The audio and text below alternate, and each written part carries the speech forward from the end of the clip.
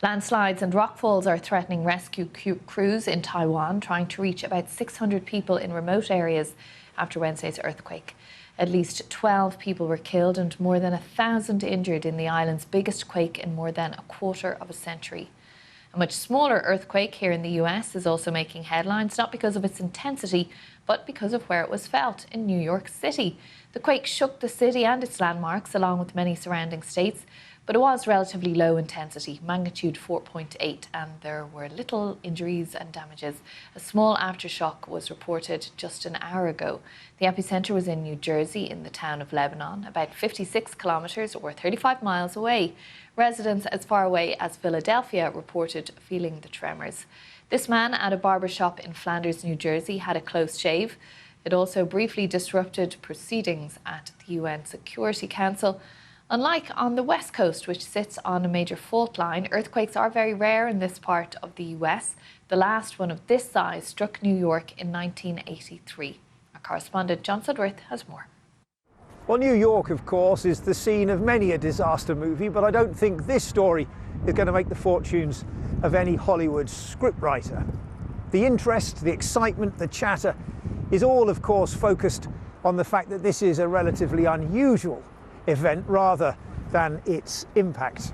A magnitude 4.8 quake is much bigger than the infrequent, sometimes largely unnoticed quakes that occasionally hit the eastern side of the United States. And this one was centered on the state of New Jersey, away out to the west over the other side of the Hudson River there. And although it was some 50 miles away, it was big enough that within moments the residents of this city were lighting up social media with their accounts of buildings shaking and apartments rattling.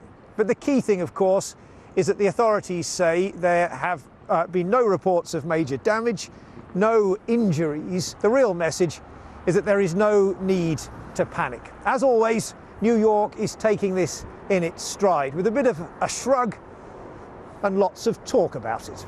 The governor of New York says that infrastructure is being reviewed after the city experienced its most significant earthquake in decades.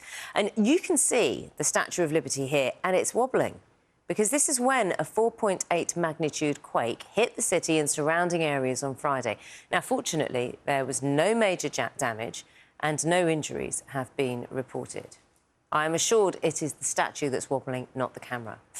Well, there was a much more unexpected natural phenomena in the northeast of the USA today. The ground underneath New York began to shake as an earthquake hit the city. It was relatively minor with a magnitude of 4.8, but it was still startling for a region unaccustomed to such events. Around the world now. An evacuation is underway in the Russian Ural mountain city Orsk after a dam burst. Thousands of homes could be inundated. Emergency crews are working to shore up the dam that skirts the country's border with Kazakhstan. New York City agreed on Friday to pay $17.5 million to settle a class action lawsuit brought by two Muslim American women. They said that after arresting them, police violated their rights by forcing them to remove their hijabs to be photographed. The settlement protects both men and women from having to remove religious attire. It also extends to other religious headwear, including wigs, yarmulkes and turbans. Bronny, the son of LA Lakers star LeBron James, has announced he's entering this year's NBA draft. It comes less than a year after the 19-year-old suffered a cardiac arrest while training with the University of Southern California team. He was cleared to rejoin the team 4 months later. Now, the secret to living a long life. Well, one great-grandfather from Merseyside, who has just become the world's oldest man, says it's down to eating fish and chips every Friday.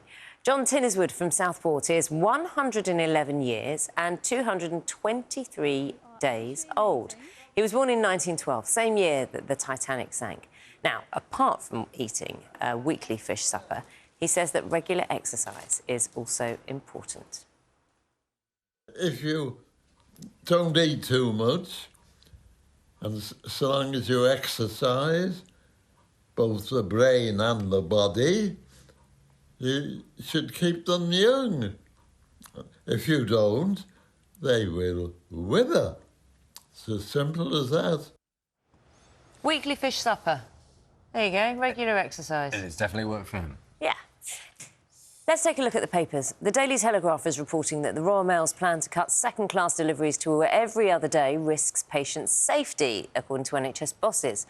Various health bodies have told the paper that people could miss time-critical appointments and test results.